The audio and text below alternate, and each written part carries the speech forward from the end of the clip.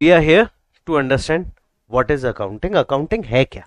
Accounting 1941, बहुत साल पहले, एक ऑर्गेनाइजेशन थी, American institute of certified public accountants, AICPA।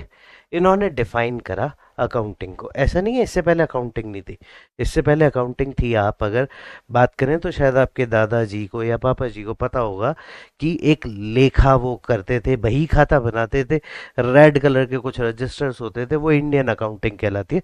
तो ऐसे वर्ड में अलग अलग तरीके की, सबकी लैंग्वेज के हिसाब से अकाउंटिंग्स अलग अलग थी। मगर ये एक टाइम आया 1941 जब मॉडर्न अकाउंटेंसी इंट्रोड्यूस की गई, उसको एक फॉर्मल स्ट्रक्चर दिया गया, और वो दिया American institute of certified public accountants ने। और इन्होंने क्या बोला? It is the art of recording. क्या बोला? Art of recording. Art of recording मतलब कि हर चीज को एक अलग स्पेस दिया, एक अलग प्रोसेस बताया, जिससे कि वो इन सारे ट्रांजैक्शंस को रिकॉर्ड कर पाए।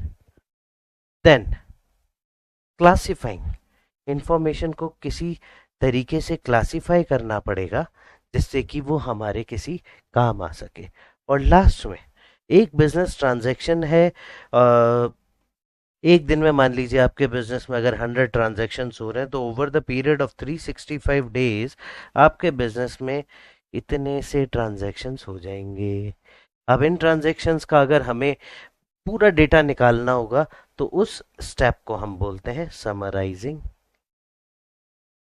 तो समराइजिंग इज व्हाट?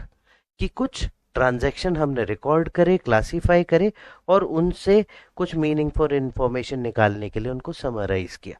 अब मगर ऐसे कौन से ट्रांजैक्शन हैं जिनको रिकॉर्ड करना है?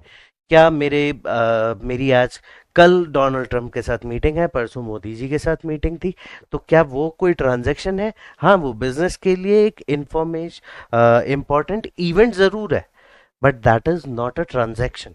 ट्रांजैक्शन इज जहां पे पैसा इन्वॉल्व होता है।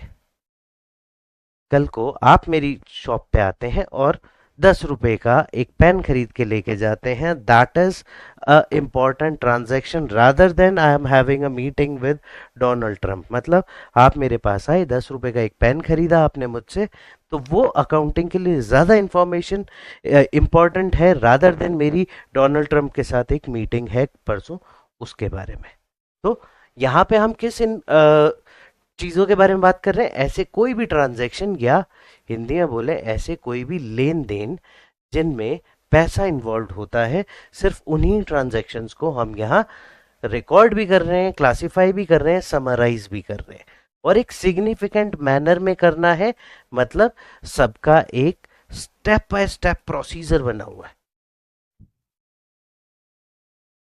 कि पहले ऐसा होगा, पहले वैसा होगा। मतलब सबसे पहले डे बुक आएगी, फिर जर्नल आएगा, फिर लेजर आएगा, लेजर के बाद आपका प्रॉफिट एंड लॉस अकाउंट आएगा। तो इस तरीके से करते हुए हम धीरे धीरे स्टेप बाय स्टेप बढ़ते जाते हैं। और सबसे इम्पोर्टेंट सिर्फ एक ही बात है कि वो ट्रांजैक्शंस जो कि फाइनेंशियल कैरेक्टर्स के हैं वो ही रिकॉर्ड किए जाएंगे। तो ऐसा किसने बोला?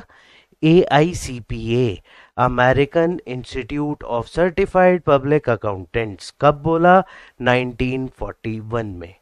This is your 1 mark question जो 90% पेपर्स में आता ही आता है।